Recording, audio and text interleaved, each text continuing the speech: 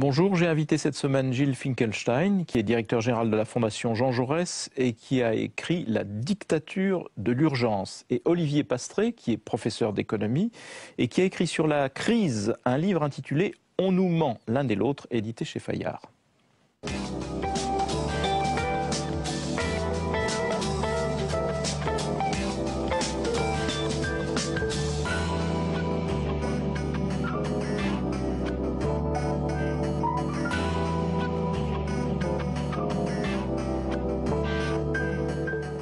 Gilles Finkelstein, bonjour. Bonjour Jean-Marie Colombani. Merci d'être là. Vous êtes directeur général de la Fondation Jean Jaurès. Alors on va redire d'un mot ce qu'est la Fondation Jean Jaurès. C'est un think tank évidemment proche du Parti Socialiste, mais vous allez nous dire en quoi consiste votre travail.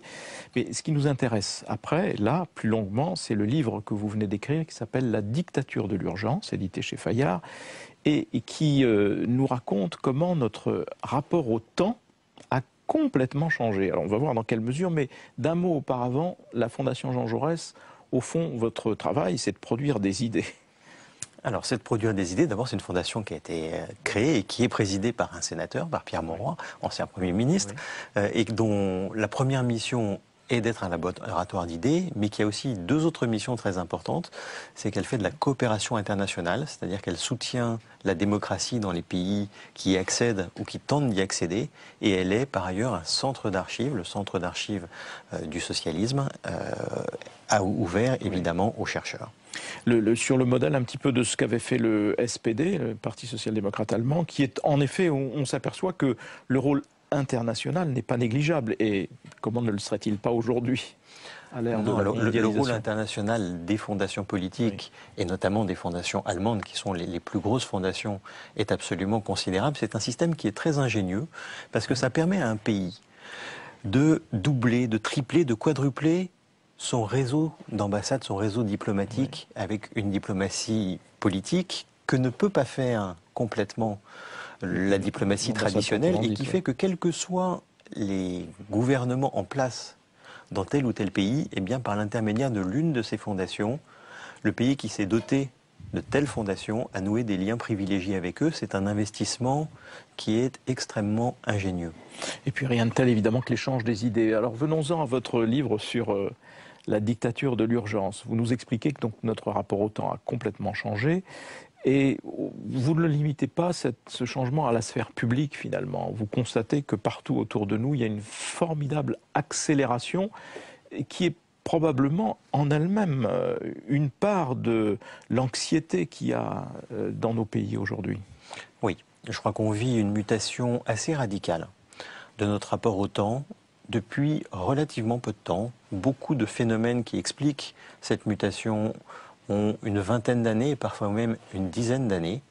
Et je crois qu'il y a là, dans cette mutation, parce qu'elle touche, parce qu'elle bouleverse à la fois notre vie personnelle, notre vie professionnelle et la vie publique, il y a là une des causes, je crois, une des causes les plus importantes de l'état dans lequel se trouve notre pays aujourd'hui, qui peut-être plus que d'autres vit douloureusement ce nouveau rapport au temps.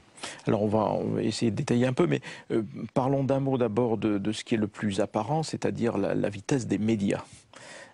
Où en effet l'information circule à une vitesse telle qu'on a à peine le temps d'en enregistrer une ou de la digérer tout simplement qu'une autre nouvelle est apparue et ainsi de suite, dans un phénomène d'accélération assez prodigieux. Et du coup, ça retentit très fortement, nécessairement, sur la vie publique et sur le comportement des acteurs de la vie publique. J'ai observé avec amusement que vous aviez même mesuré le nombre de mots que contient une chronique d'Alain Duhamel. En constatant que d'une année sur, enfin pas d'une année sur l'autre, mais sur plusieurs années, d'une décennie sur l'autre, voilà, le nombre de mots par minute avait augmenté de façon très significative. Et pourtant, Alain Duhamel n'est pas quelqu'un qui simplifie, n'est pas quelqu'un qui caricature, n'est pas quelqu'un qui se laisse aller à la spectacularisation, etc. Donc ça veut dire qu'il y a une forme obligatoire aujourd'hui, mais qui touche aussi l'obligation faite aux responsables publics d'essayer au fond de courir derrière cette vitesse. Oui, alors il y a le premier aspect, c'est les médias eux-mêmes. Et quand on regarde ce qu'était leur situation il y a 30 ans, on va célébrer le 30e anniversaire du 10 mai 81 dans quelques mois. En 81, vous aviez 3 chaînes de télévision et une petite poignée de radio. Il y a eu un premier mouvement qui est l'augmentation considérable de la concurrence qui, en elle-même, est évidemment une course à l'accélération.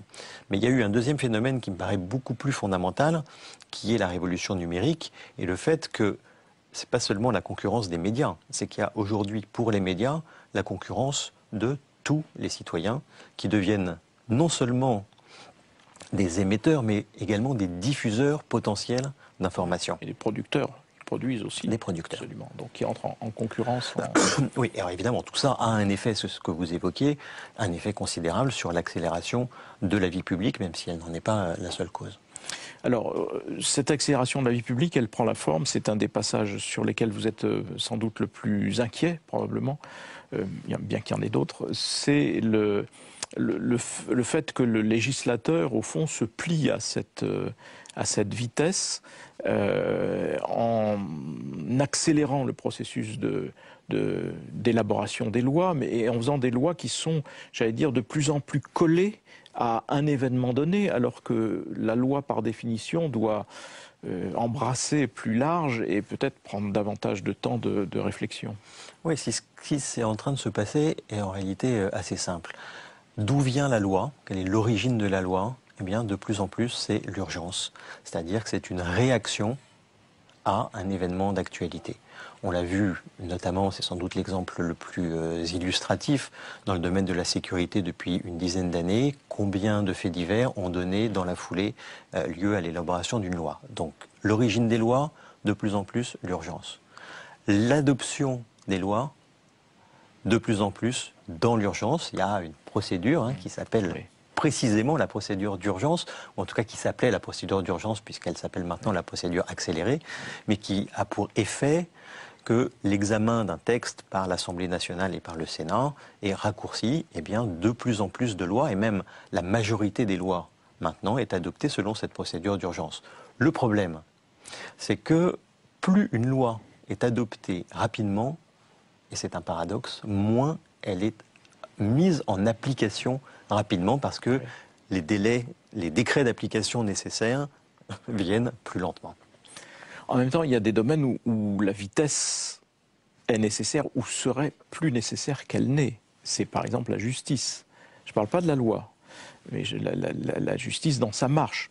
Quand on regarde aux États-Unis, l'affaire Madoff, qui est gigantesque, qui est une escroquerie monstrueuse, qui fait qui ruine beaucoup de gens, etc. Entre le moment où Madoff est arrêté et le moment où il est condamné à, je ne sais plus, 150 ans de prison, quelque chose comme ça, il s'écoule 2 ans. En France, on a rejugé il y a quelque temps Jean-Marie Messier pour des choses qui n'ont rigoureusement rien à voir, c'était beaucoup plus compliqué, etc. Mais c'était avec un délai aberrant. Vous prenez le Crédit Lyonnais.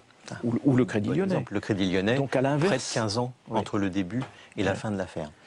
Alors, oui, il y a et évidemment, et les Français, légitimement, trouvent que leur justice est trop lente.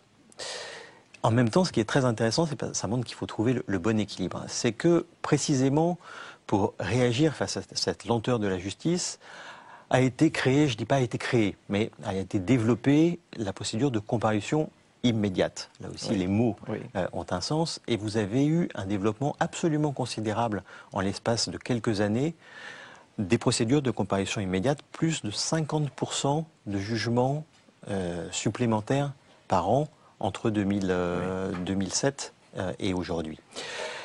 Le problème de la comparution immédiate, c'est que peut-être que là, on va dans l'excès inverse, c'est-à-dire qu'en 1 jour, 2 jours, une affaire est jugée, parfois avec des peines de prison qui sont lourdes. Le problème, c'est, je reprends le célèbre adage anglais, il ne faut pas seulement que justice soit faite, il faut qu'il soit visible qu'elle soit faite. Lorsque la justice va si vite, parfois, on peut avoir le sentiment que la justice n'est pas faite. Alors, Quelle conclusion opérationnelle peut-on tirer de cette analyse sur la dimension de temps accéléré, la vitesse, ce changement du rapport au temps? Parce qu'on va, je veux dire, je vois pas comment on peut inverser les choses. L'accélération est générale. Elle est, vous l'avez dit, l'Internet est là, et l'Internet est voilà, une planète, j'allais dire, instantanée. Alors, Donc, et comment réfléchissez-vous à cela au regard des acteurs de la vie publique qui cherchent chez vous et dans vos productions des éléments à la fois de compréhension et puis d'action ensuite? je l'ai dit, c'est un phénomène récent, mais c'est un phénomène durable. Parce que les causes qui expliquent cette dictature de l'urgence, la cause technique, technologique que vous avez évoquée, mais également la mondialisation, qui est un facteur d'accélération très important, ces causes-là sont des causes durables. Donc c'est dans ce cadre-là qu'il faut réfléchir. Je crois qu'il y a deux grandes orientations sur lesquelles il faut travailler. La première, c'est de donner du temps au temps, pour reprendre la formule de François Mitterrand. Donner du temps au temps, ça ne veut pas dire freiner, arrêter tout. Je ne suis pas du tout un partisan de la décroissance. En revanche, ça veut dire qu'il faut trouver des espaces de décélération, des moments où on prend le temps de la réflexion et parfois, on agit, souvent même, plus efficacement. Et puis la deuxième chose qui me paraît plus importante encore que de donner du temps au temps, c'est de donner du sens au temps. L'urgence, c'est pas seulement le culte de la vitesse, c'est aussi le culte de l'instant. C'est-à-dire qu'on a un temps qui est figé sur une succession d'instants qui n'a plus de profondeur, qui n'a plus ni passé, ni surtout futur. Et donc je crois qu'une des missions du politique et un des enjeux de l'élection présidentielle de 2012, ça va être d'essayer de projeter à nouveau notre pays, et peut-être pas seulement à l'horizon d'un mandat, c'est-à-dire 5 ans, mais à l'horizon d'une décennie, et peut-être même, sur un certain nombre de problèmes, d'une génération, 20 ans, et peut-être même au-delà. Quand vous regardez des grands enjeux comme les enjeux climatiques, eh bien c'est au-delà qu'il faut se projeter. Donc avoir le terme et puis commencer à agir tout de suite. Mais comment convaincre les politiques? Parce que on a bien vu l'évolution. Si on prend par exemple une figure mythique et déjà ancienne, Pierre Mendès France, qui avant de décider s'entourait toujours de lectures, de sociologues, de philosophes, de ceci, de cela, méditait avant. Et le temps d'aujourd'hui et le comportement des politiques aujourd'hui, qui sont pas tellement sous la pression des électeurs que sous la pression des médias d'ailleurs, comment leur faire admettre qu'il faut, voilà, inscrire leur démarche autrement et dans un temps différent qui reprenne du sens? Alors évidemment c'est très difficile parce que cette pression des médias, cette pression de l'opinion, elle existe, et quand on est dans l'action, elle existe fortement. Il faut simplement se poser des questions simples. C'est est-ce que cette réactivité, cette hyper-réactivité est efficace? Et est-ce que les Français la jugent efficace? La réponse est sans doute non. Et est-ce que cette hyper-réactivité est rassurante? Souvent, elle ne l'est pas. Il y a des domaines, évidemment. Hein, on le voit, par exemple, quand il y a une crise chaude comme la Libye, où il faut réagir dans l'urgence. Mais si tout est urgent, alors plus rien ne l'est, et l'action publique perd de son sens. Je pense que c'est une des raisons aussi qui explique la défiance dans laquelle est aujourd'hui notre pays. Vous avez espoir d'être entendu dans la prochaine campagne présidentielle? Écoutez, pour l'instant, en tout cas, je trouve que l'essai à ce stade rencontre de l'écho pour l'élection présidentielle. Oui. On verra un petit peu plus tard, mais je ne désespère pas. On verra qui arrive à en faire son miel. Merci en tout cas, Gilles Finkelstein. Donc c'est un essai extrêmement riche et intéressant sur l'époque que nous vivons, qui s'appelle La dictature de l'urgence. Et je rappelle que vous êtes directeur général de la Fondation Jean Jaurès. Merci. Merci.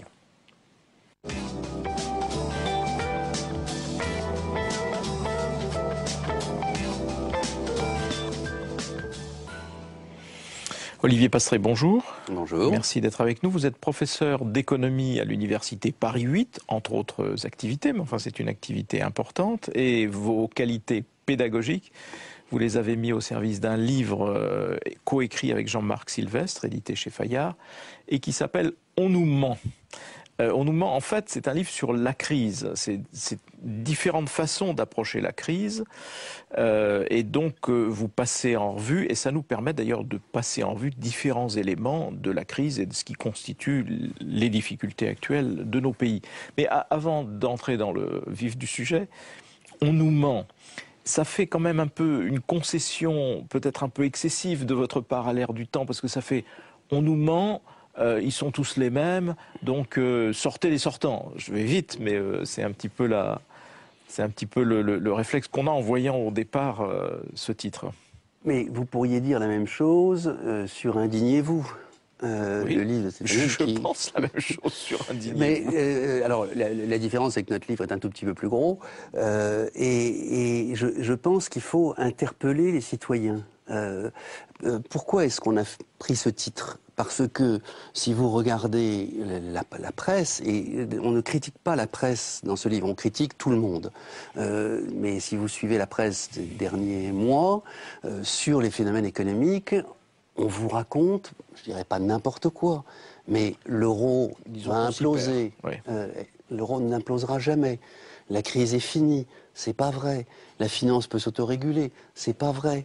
Taxer les banques, c'est très bien. C'est pas vrai. Tout ça, s'il n'y avait pas dans les médias, et encore une fois, c'est pas les médias qui sont en cause, c'est l'ensemble politique, économique, économistes et médias, si toute cette communauté ne racontait pas des carabistouilles, on ne serait pas obligé de dire, attendez, on nous ment, on va donc essayer de rétablir la vérité et d'expliquer quels sont les problèmes. Et les problèmes économiques, comme vous le savez mieux que beaucoup d'autres journalistes, sont complexes.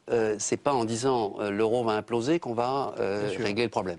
Non, mais on a bien compris après que vous mettez en cause, en effet, un certain nombre de simplifications, de slogans, de schématisations, et que votre livre, d'ailleurs, permet après de décrypter finalement la situation actuelle.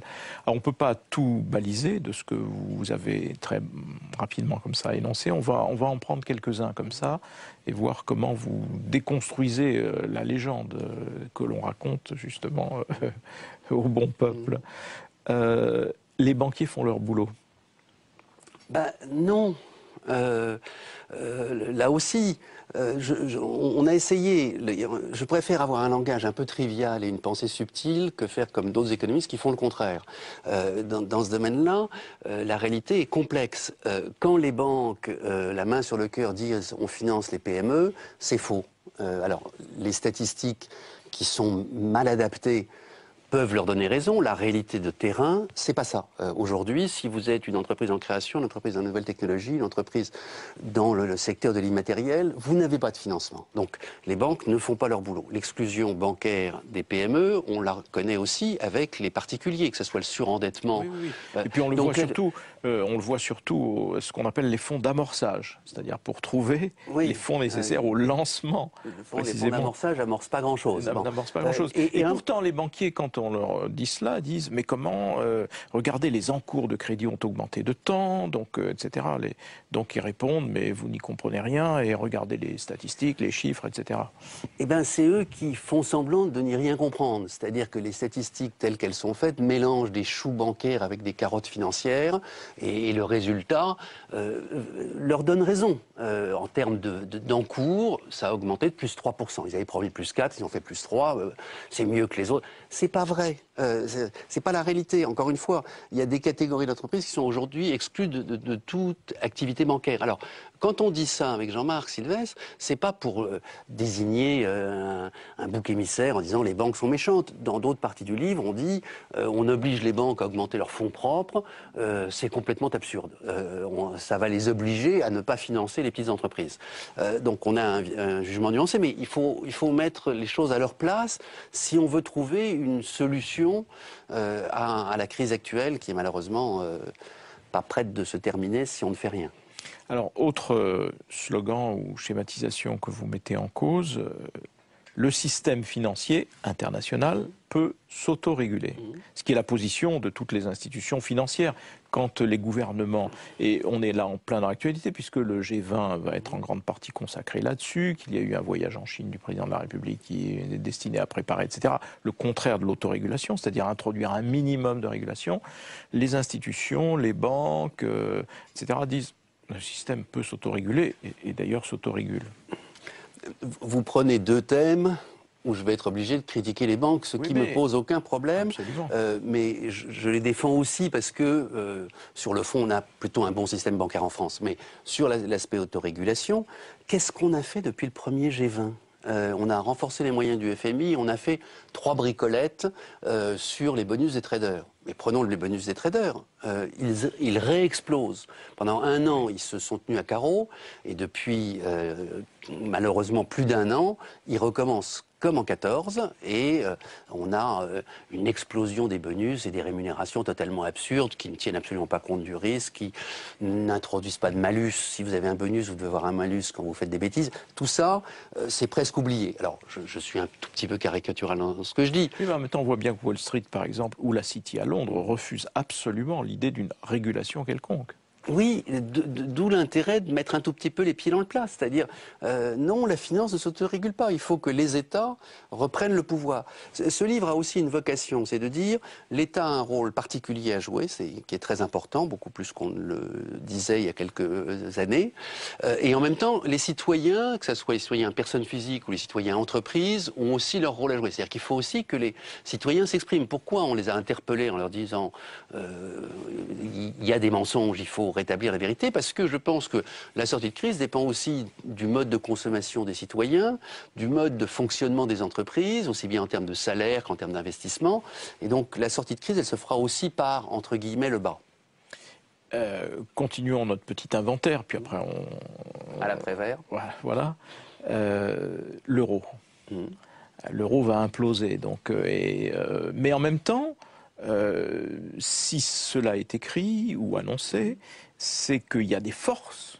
Bon, c'est pas une histoire de théorie du complot ni quoi que ce soit, mais il y a des forces qui sont hostiles à l'unité européenne, à l'euro. Et ce qu'on appelle les marchés sont en même temps de très vastes mouvements spéculatifs qui se portent à l'assaut successivement de l'Irlande, puis de la Grèce, puis du Portugal, peut-être un jour de l'Espagne. Et on voit bien que par tous les points de faiblesse possibles, l'eurozone est attaquée, donc l'euro est attaqué, et à chaque fois on se demande si la résistance mise en place, les dispositifs mis en place tiendront, pourront tenir le choc, etc. Donc derrière cette idée, il y a peut-être de la part de certains acteurs des marchés un programme, faire que l'euro en effet implose. Mais en même temps, c'est une vraie question et on ne sait pas, on ne connaît pas l'issue de cela. Mais si on connaît l'issue de cela, il faut dire la vérité. La probabilité que l'euro implose est égale à 0, pas à 0,01%, à 0. Pourquoi? Parce que tous les pays de l'Europe imploserait si l'euro implosait. La valeur de la monnaie allemande exploserait à la hausse et tout son modèle économique serait terminé. Et en France, on serait obligé de dévaluer et de fermer les frontières. Et non, aucun des pays européens ne veut ça. Et donc, ils vont se réformer dans la douleur. Il faut dire la vérité. La vérité, c'est que s'il y a une crise au Portugal, on va la gérer et ça fera avancer l'Europe. S'il y a une crise en Espagne, on va la gérer, ça va faire avancer l'Europe. Et il faut que la crise fasse avancer l'Europe. Et c'est ce qui a été le cas depuis maintenant 1 an avec la crise grecque et la crise irlandaise. Le gouvernement économique européen qui était totalement inexistant, je ne dis pas qu'aujourd'hui il est parfait, il est loin d'être parfait à cause du traité de Nice, mais enfin on a un peu avancé. Donc, au lieu de brandir des peurs, là on est dans une période politique, je veux dire, ceux qui brandissent les peurs, il faut aussi qu'ils en tirent les conséquences. Période politique, justement, le Front National, dans sa version Marine Le Pen, prône la sortie de l'euro. Donc l'économiste que vous êtes dit quoi? Il se trouve que beaucoup de... Je ne suis pas critique là, mais beaucoup de gens qui débattent avec Marine Le Pen partent sur des grands principes. Il suffit simplement de la prendre sur l'euro et qu'elle explique après à ses électeurs que si on sort de l'euro, l'essence coûtera 50% plus cher. Parce que le prix des importations sera 50.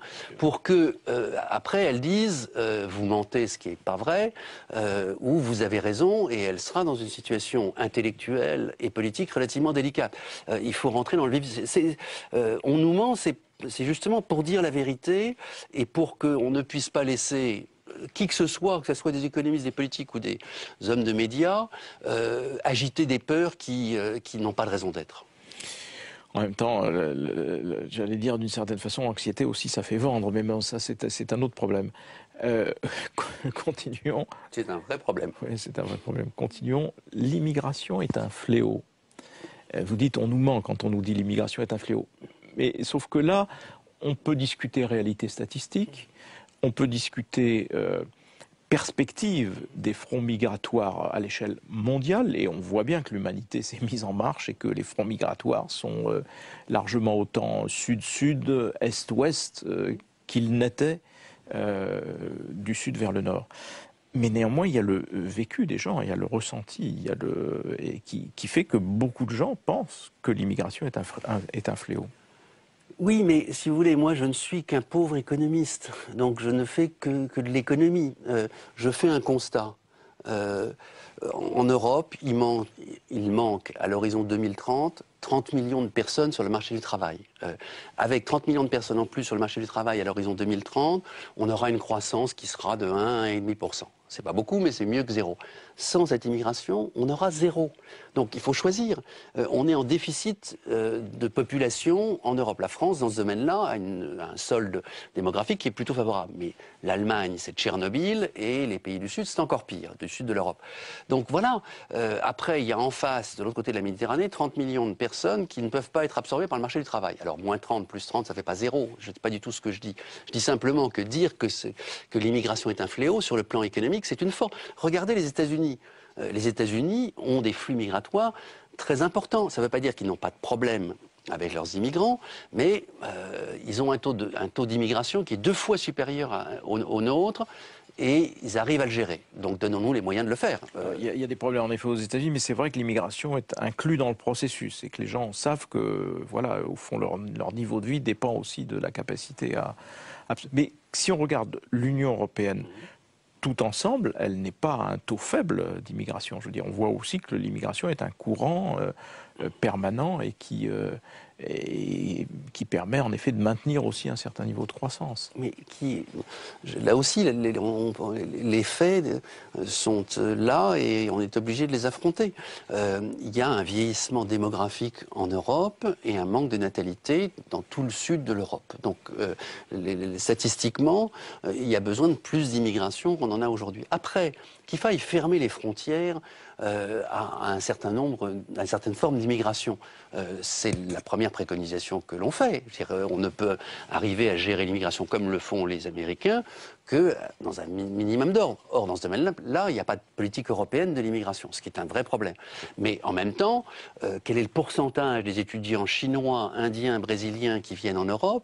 Il est infinitésimal par rapport à ce dont on aurait besoin, ce dont ils auraient besoin et ceux qui profitent aux États-Unis. Je suis un tout petit peu caricatural, mais c'est un des aspects de cette réalité-là. Donc, disons, l'immigration est un vrai problème. Il va falloir mieux fermer les frontières européennes. Il va falloir mieux intégrer ceux qui rentrent.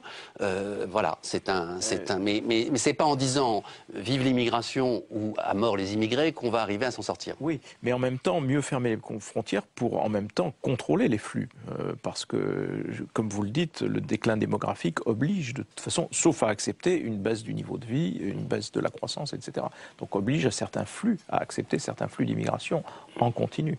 Oui, il faut accepter des flux, en interdire d'autres. Et encore une fois, les frontières européennes sont des passoires. Créer de la mobilité au sein de l'Europe, pas simplement les Roms, il n'y a pas que les Roms en Europe. Il y a plein de Roumains qui pourraient venir faire leurs études en France, il y a plein de Bulgares, il y a plein de... et ça, dans ce domaine-là, on ne fait pas assez. Je ne dis pas qu'on fait rien, je dis on ne fait pas assez. Dans ce domaine-là, il y a, à mon avis, des progrès à faire, mais il faut regarder la réalité en face. Voilà, On nous ment, édité chez Fayard, coécrit par vous-même Olivier Pastré et Jean-Marc Sylvestre, mais qui est en fait une façon d'aller chercher les faits. Derrière les slogans. Merci Olivier Pastré. Et pour celles et ceux d'entre vous qui souhaitaient retrouver les propos de Gilles Finkelstein pour la dictature de l'urgence, les propos d'Olivier Pastré pour On nous ment, rendez-vous à tout moment sur publicsénat.fr.